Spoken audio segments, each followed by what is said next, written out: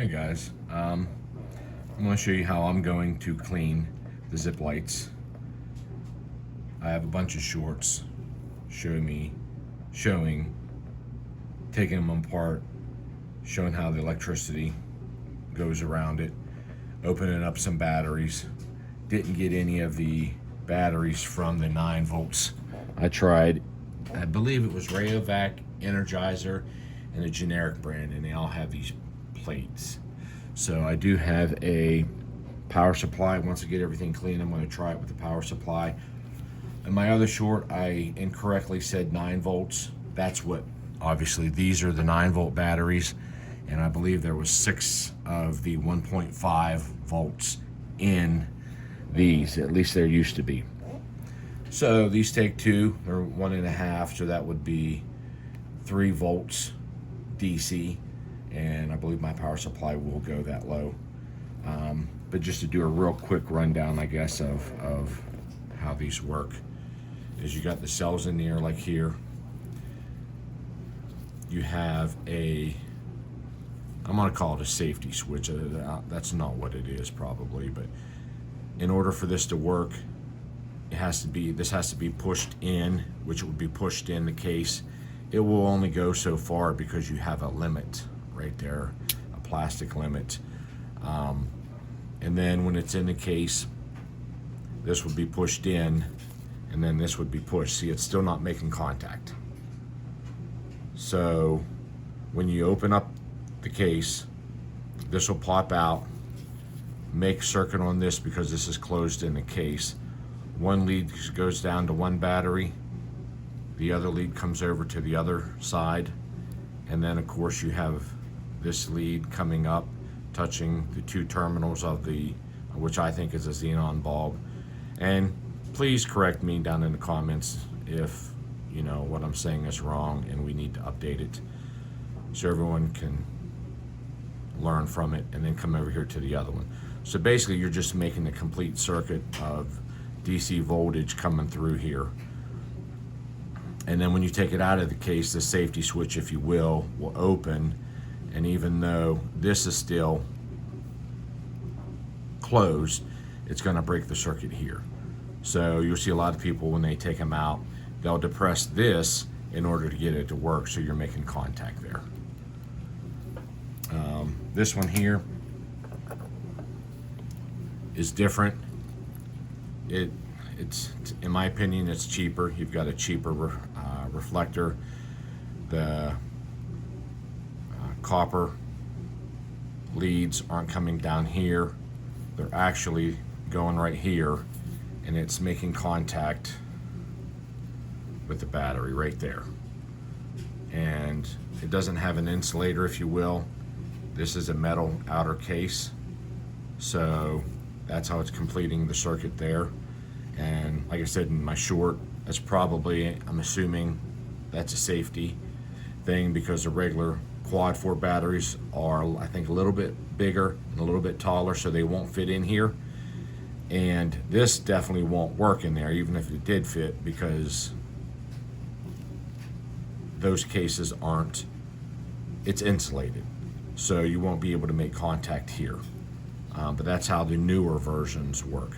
But what I'm going to do to clean them, and like I said, this is overkill, but I solution of baking soda and distilled water, another solution of white vinegar and distilled water, and then another, again, baking soda and distilled. Baking soda will neutralize the battery acid, which is all this junk here.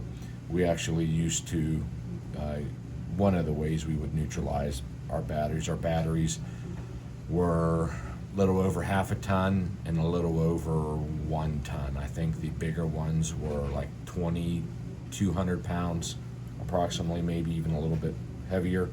And we just used regular baking soda. We used to have an emergency spill kit, and that's all it was baking soda. I think there was maybe a cup in it and a pair of gloves, probably panicked and absorbing them out. And then the management actually woke up. Probably wasn't even management, it was probably somebody else.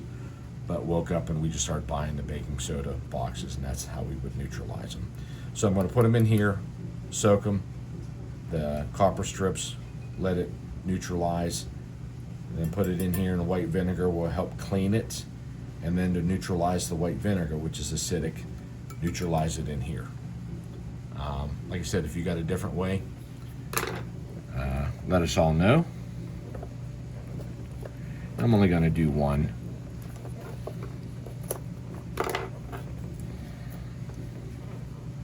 These two Secret Service ones over here was disconnected and had no batteries, so somebody took them out at one point.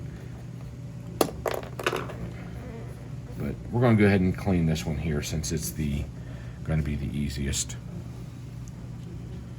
Should be. And then this just pops out. Of course, the bulb in there is really corroded, so like Zippo Fanatic 77, kind of hard to do this and make sure you're in camera at all times. All right, let's just go down here and take these pieces out.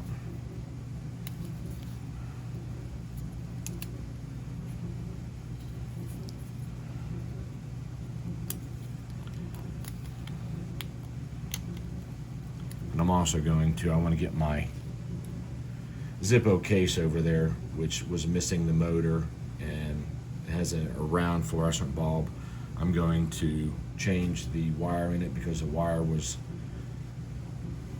all jacked up and shorted out. So I'm going to change the plug, rewire it, and hopefully at least get the light going until I can maybe get a new motor for it. But I haven't found anything online to show what kind of motor. And then some of the motors that probably would work, it's missing the gear, the reduction gear for that. So, and I'm not you could probably 3D print it. I'm not into that, and I don't know the specs of that gear. There we go. And everyone online says that this is basically like a bulb you would see in the small mag lights, ones you would put in your shirt pocket. I don't think this is an incandescent bulb. I think it's more of a xenon type bulb, but that's just my guess. So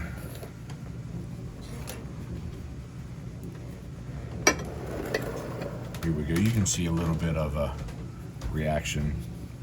See it bubbling. Let me see if I can get in closer.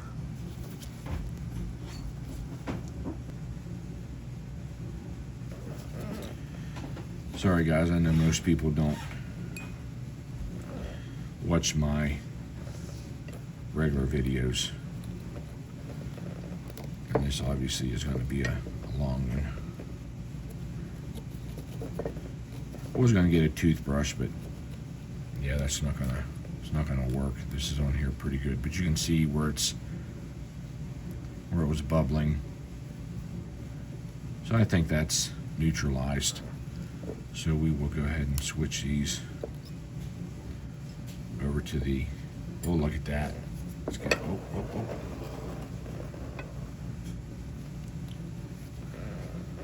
And that vinegar, it's going to town.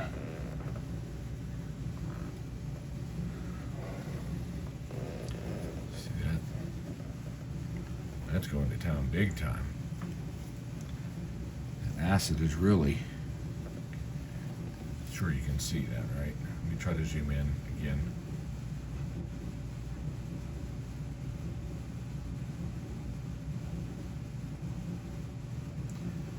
Like I said, the first bath was just to try to neutralize the acid, but it's not going to clean it.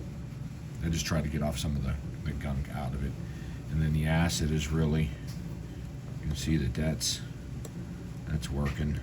And then, like I said, the other bath is just to neutralize the vinegar. That one's pretty darn clean. That one really wasn't dirty. So we'll go ahead and put that one in the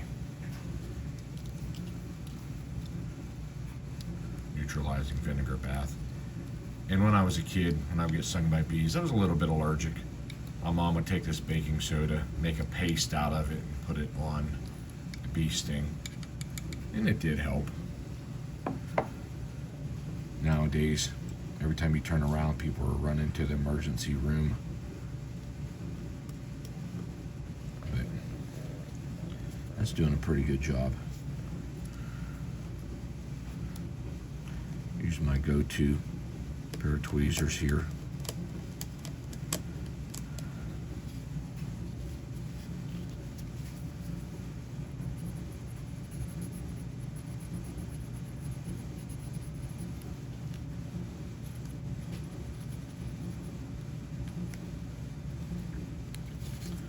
Hopefully the dryer's not too loud.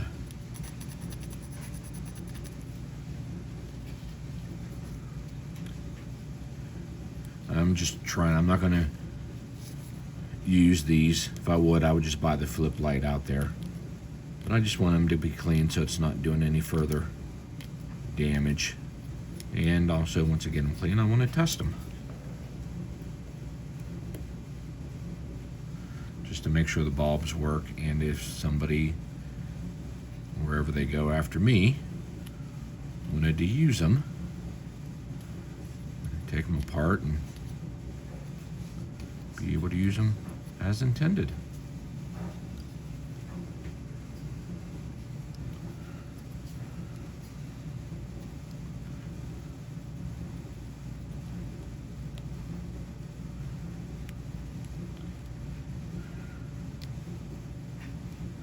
This one was still bubbling in there, so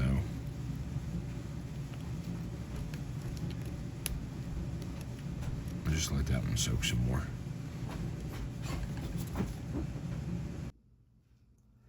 Alright guys, the first batch,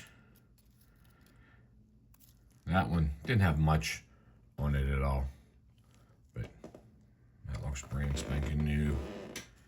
There's 4 pieces on this style, and it came, what I did was I left them in there in the vinegar till it stopped bubbling, and then of course it's in the vinegar neutralizing bath. And you can take real fine like 4/0 steel wool and clean these up if you wanted to. I'm not looking to do that. I'm just looking to prevent the corrosion from getting worse. And obviously it was still active if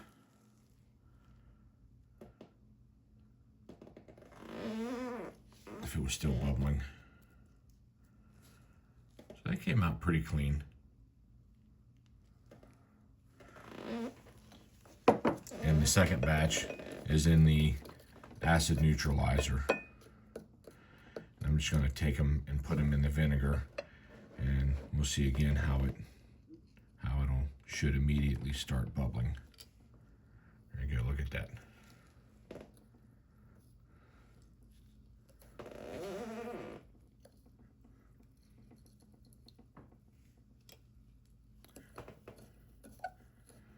All right, where are you at?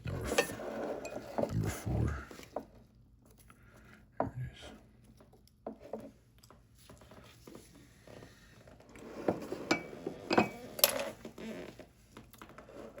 Zoom in. So you can see that vinegar is going to town. Like I said, I clean them in there. I wait till it stops bubbling.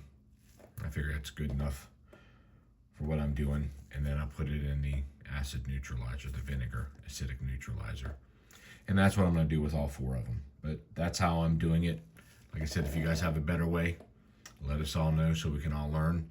And if you see a problem with the way I'm doing it, let me know. I like learning myself. All right, I'm going to pause it. Hopefully I can come back and get it put back together, and then we'll try it out and see if it works. I don't know if doing that on my phone will let me do that, or if I have to make another video.